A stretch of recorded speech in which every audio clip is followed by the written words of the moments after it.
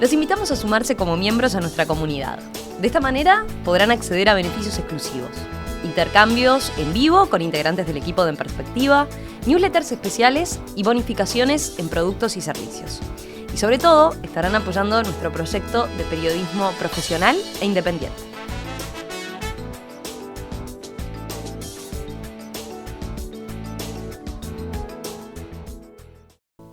En las elecciones departamentales de Canelones, el Frente Amplio va por un cuarto mandato, después del período de Yamandú Orsi, que siguió a 2 de Marcos Carámbula. Orsi va por la reelección como candidato único y compite con los partidos de la oposición que se presentan separados y con varios postulantes cada uno. El dirigente del MPP, que está primero cómodo, según las encuestas, es al mismo tiempo una de las figuras de la renovación del Frente Amplio y suena para la candidatura presidencial del año 2024. Desde ese lugar, en estos días salió a dar su opinión sobre las causas de la derrota en las últimas elecciones nacionales, pero también hizo una advertencia sobre el estilo de conducción de Luis Lacalle Pou. Con Yamandú Orsi vamos a conversar en los próximos minutos En Perspectiva. Profesor Orsi, buen día, gracias por acompañarnos. Un gusto estar acá de nuevo. Le digo profesor porque hoy no ocupa ningún cargo, ¿no? No. Usted presentó renuncia a la intendencia Febrero. El 7 de febrero para hacer campaña por la reelección, ¿no? La votación iba a ser en mayo, pero debido a la pandemia se postergó 4 meses hasta el 27 de septiembre. ¿Qué ha hecho en estos meses en el limbo como ha estado? Y bueno, un poco de seguir prestando atención a la gestión, porque los propios compañeros así me lo plantearon, y tengo reuniones periódicas con el propio intendente, Tabaré Costa y parte del equipo, haciendo un seguimiento de cuál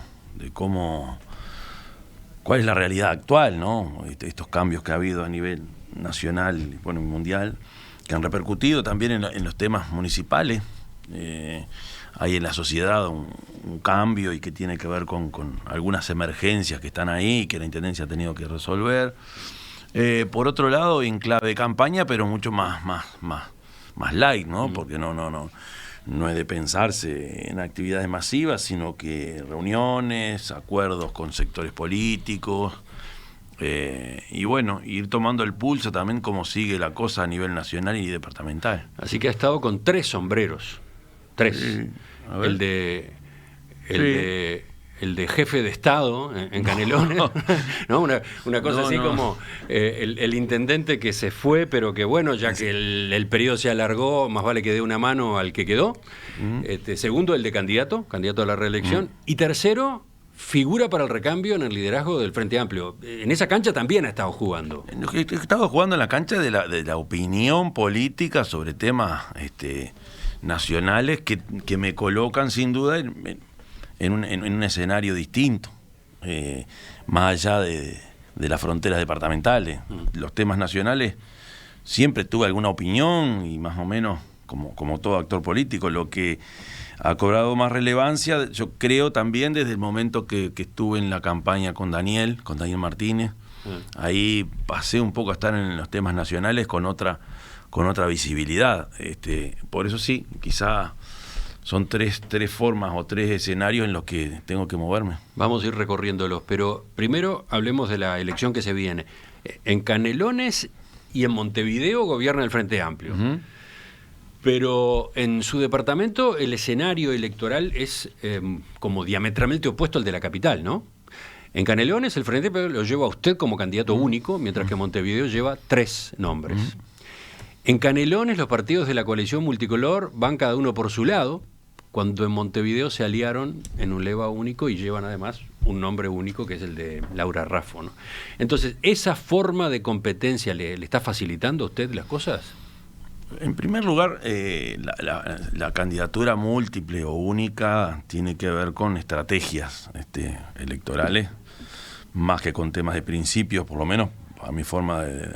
No coinciden todos mis compañeros con eso, hay algunos que legítimamente piensan que el Frente debería, por lo menos nuestra fuerza política, seguir bregando por el tema de la candidatura única. Yo creo que que son, repito, temas de estrategia. Se repite la clave cuando le tocó volverse a presentar a Marcos, donde todo el frente se encolumnó detrás de su reelección.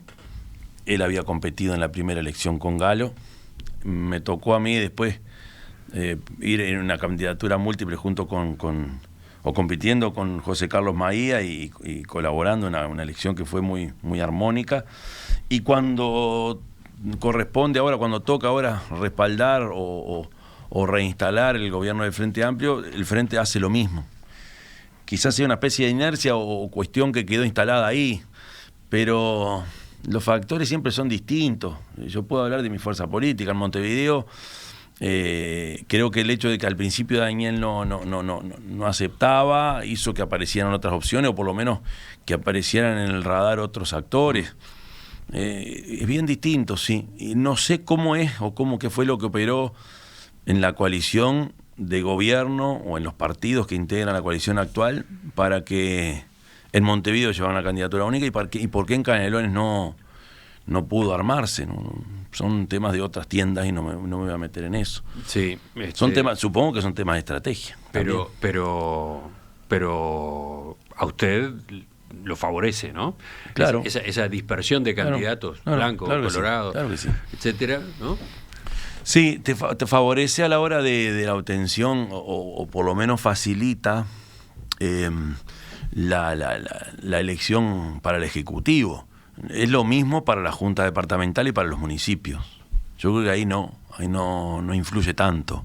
A ver, ¿cómo es eso? Y porque la gente vota partido, vota referentes, a veces vota personas, y si bien es cierto, ellos al no poder acumular en un solo lema, le cuesta mucho más ganar.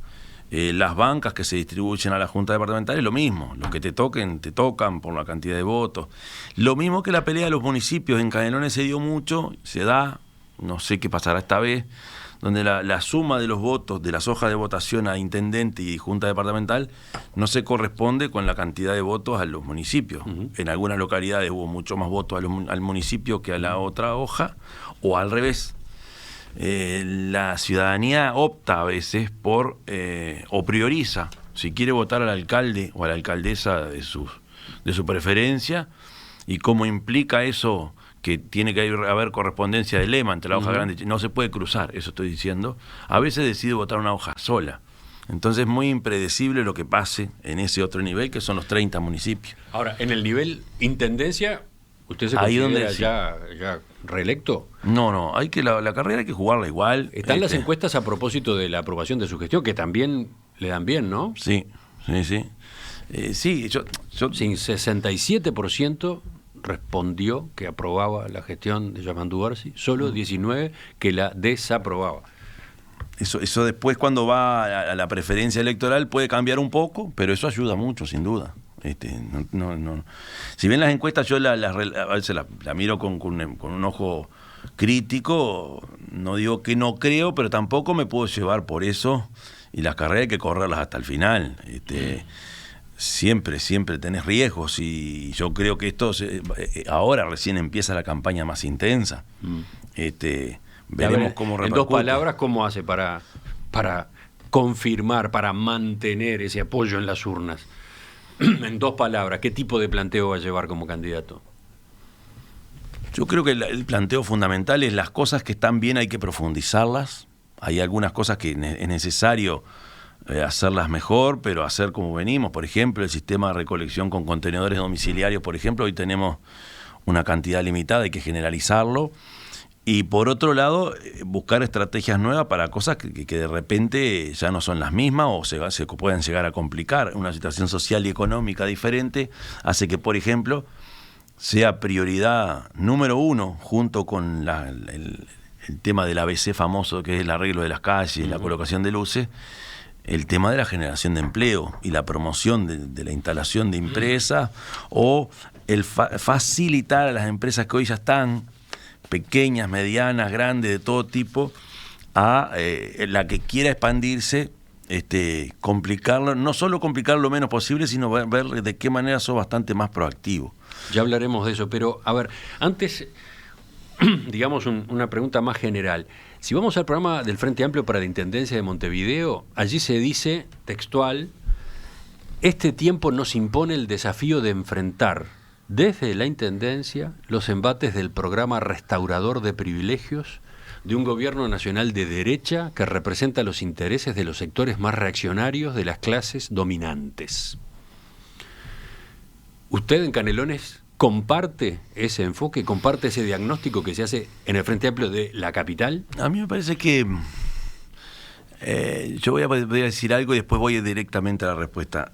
Van a pasar cosas y va a cambiar, nuestra sociedad va a cambiar un poco, una por la crisis social y económica de la pandemia y otra por una política económica que a mi entender no es la que más conviene para estos tiempos. Entonces es de pensarse que esa disminución de las inversiones, por ejemplo en empresas públicas, en los ministerios, a las propias intendencias, va a generar, va a agudizar algunos problemas sociales y ahí hay que estar atentos. Yo creo que tenemos que poder responder mucho mejor porque los tiempos no son los mismos y porque la política económica que viene desde el gobierno nacional va a ser bastante más cruda y va a quedar gente por el camino, ahí tenemos que estar atentos. Yo no comparto que en un programa tenga que de repente calificar tanto a la gestión. La caracterización es muy cruda, La caracterización ¿no? es muy cruda y creo que no ayuda mucho plantear que el programa restaurador de privilegios de un gobierno nacional de derecha que representa los intereses de los sectores más reaccionarios de las clases dominantes. A ver, eso es un tema ideológico que se puede discutir. Lo que no estoy tan convencido que desde un gobierno departamental alguien se tenga que posicionar para enfrentar al revés. Yo creo que lo que hay que hacer es, en una política nacional que va a tener sus consecuencias negativas para la sociedad, que yo considero que va a ser así, ahí comparto, lo que tiene que hacer un gobierno departamental es tratar de amortiguar o ayudar lo más posible a esa sociedad para que no caiga. Es lo mismo, pero con otra adjetivación. Yo creo que sí, que ¿No le conviene a una intendencia estar en guerra con el gobierno nacional? Tiene que articular todo lo más posible. A ver, eso le corresponde a la fuerza política, más allá de estar en guerra. La fuerza política sí tiene que oponerse, tiene que generar ideas distintas y tiene que enfrentarse, tiene que enfrentar a otra política. Eso es lo más normal en una democracia. Desde la institucionalidad, desde el gobierno, creo que lo que hay que hacer es, por supuesto, marcar diferencias, por supuesto decir desde la institución cuáles son nuestros planteos, que van a ser sin duda diferentes a los del gobierno nacional, pero por nuestra gente, por los ciudadanos, lo primero es coordinar lo mejor posible para que los beneficiados sean los más y los beneficiados sean los que menos tienen. Y ahí se puede llegar a un punto de acuerdo, supongo. La semana pasada estuvo aquí en Perspectiva el senador Mario Vergara y él dijo, un poco en broma, pero en el fondo en serio, que el gobierno quiere ser el superhéroe de la pandemia y no está recibiendo ni ambientando diálogos sobre el impacto social de la crisis, sobre el papel del Estado en la recuperación. ¿Usted coincide? Yo creo que el gobierno está demasiado confiado en su capacidad y en su buena imagen. Eso le puede jugar una mala pasada. Yo me imaginé, de verdad me imaginé, que en los primeros meses esos donde todo se empezaba a complicar, se iba a convocar a un ámbito pluripartidario, que es dialogar con la otra vereda, para ponernos, así como lo hizo con el mundo científico, también hacerlo con el mundo político. Y no lo hizo. Pareció que iba a ocurrir algo así, ¿no? Pero se dio alguna señal en esa dirección. Creo que la señal, la única que dio fue aquella cuando fue a la casa de Tabaré Vázquez.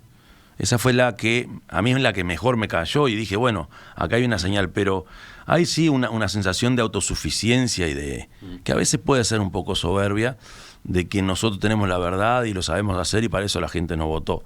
Bueno, que ojalá que funcione, pero no es lo más conveniente y tampoco está bueno que todas las verdes sean culpa del gobierno, pero tampoco está bueno que todas las maduras sean por razones del gobierno. Es algo más complejo, por suerte, más variopinto, más multifactorial, aquello de lo que yo siempre vengo hablando, de la acumulación positiva, que este gobierno ha sabido utilizarla, fundamentalmente cuando tiene que hablar con el exterior, pero hacia adentro tiene una actitud a veces de, nosotros sabemos cómo hacerlo y no precisamos de la otra mitad. Yo creo que eso es riesgoso, por lo menos.